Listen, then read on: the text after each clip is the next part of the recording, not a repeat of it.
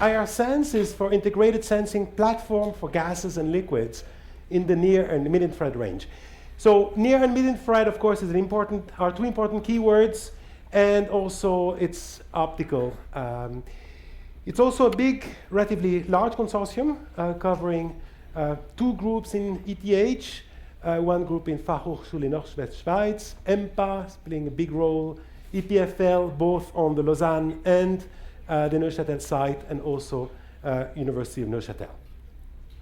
So the idea here is that we basically have sensing needs, and what we are addressing in this project is the sensing of small molecules like CO, CO2, NO, NOx, and so on, for both environmental and medicine type of application. And here what we're targeting are sensors that really have to be sensitive and selective. But at the same time, we would like to make them in a way that they could be portable and also low power dissipation. But obviously for us, it's very important that we actually can have truly quantitative information. So for that, infrared spectroscopy is a very good technique. The idea behind optical spectroscopy is the following. We have those small molecules, and as you may know, they behave like little mechanical oscillators.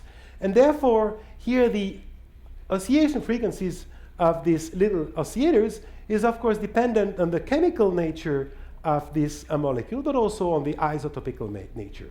Now, when you sweep a frequency, an optical beam, and you sweep the frequency of this optical beam, and when you hit the right frequency, you can excite those oscillations.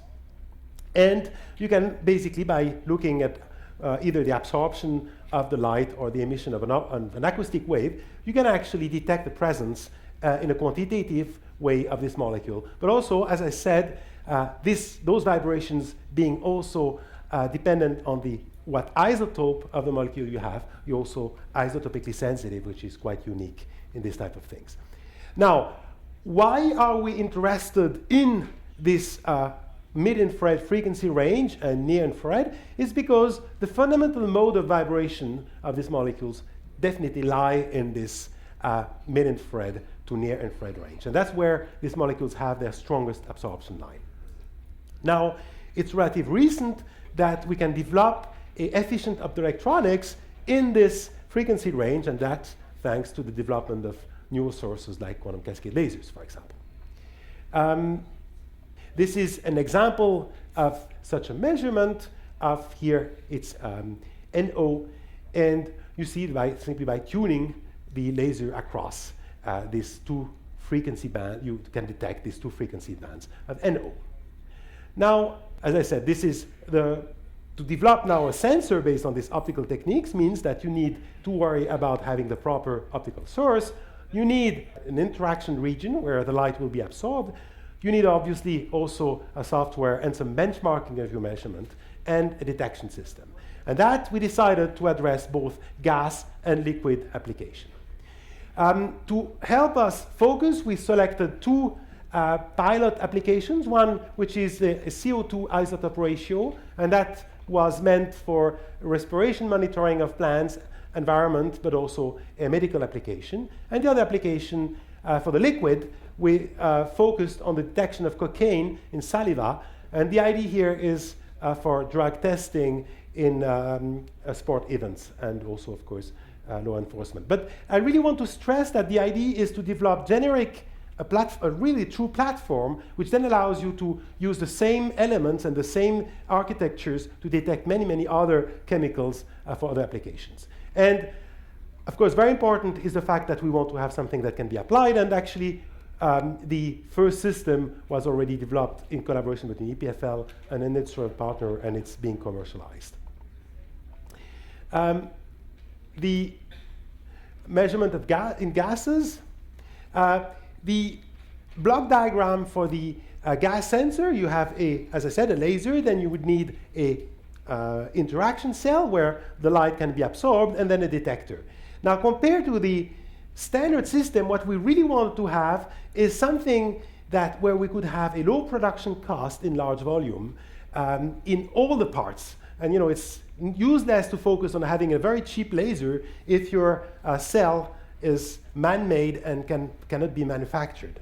So compared to what was being done in the industry usually, what we did is to replace the detector that is usually mercury cadmium telluride with something which is based on 3.5, which you can mass produce easily, and in that case would be a quantum cascade detector.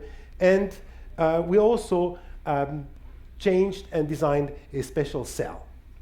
Now, this special cell was a cylindrical cell, as you see, and the first prototype was built out of cylindrical mirrors, and we showed by benchmarking this cell compared to other the commercial instrument that we could reach basically as good, if not better, than the commercial instrument.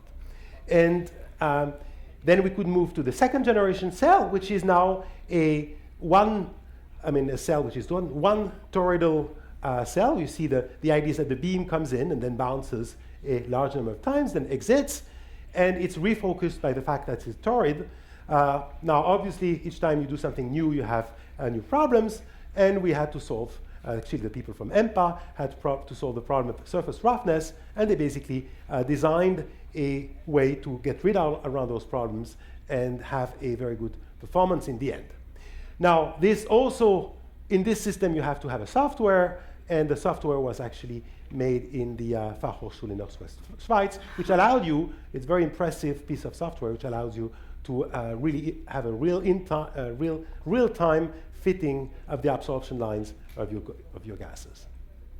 Now, this is the sort of prototype number one of the system, and you see it already contains now a low dissipation QCL. It contains a small cell. It contains a quantum cascade detector, and really the goal would be to now. If you focus on the key parts, they are relatively small. It would be to try to make kind of a prototype out of this, few parts that are now still assembled on an optical table. And this system was actually tested, and here is a measurement that was again done in EMPA of a carbon 13 to 12 ratio, and this is an Allen plot, and you see that they could reach the target value of 0.1 per thousand quite nicely, and even go below, and this using a quantum cascade detector. That's really a world first, that a whole system working in the infrared, all based on 3.5 technologies, and still operating with really as good as the best instruments in the market. With that, also would like to again stress that the work was done really as part of a relatively large team with the expertise of many groups in Switzerland contributed. Again, in ETH, it was a group of Markus Sigrist and myself. In EPFL, there was a group of Kapon on one hand, the group of Charbon and Hans-Peter Herzig, and then University of Neuchâtel for the detectors, Daniel Hofstetter, Fachhochschule in Northwest Schweiz is Herbert, and in EMPA, the group of Lukas and Emmenegger provided many contributions. So with that, sorry, thank you again.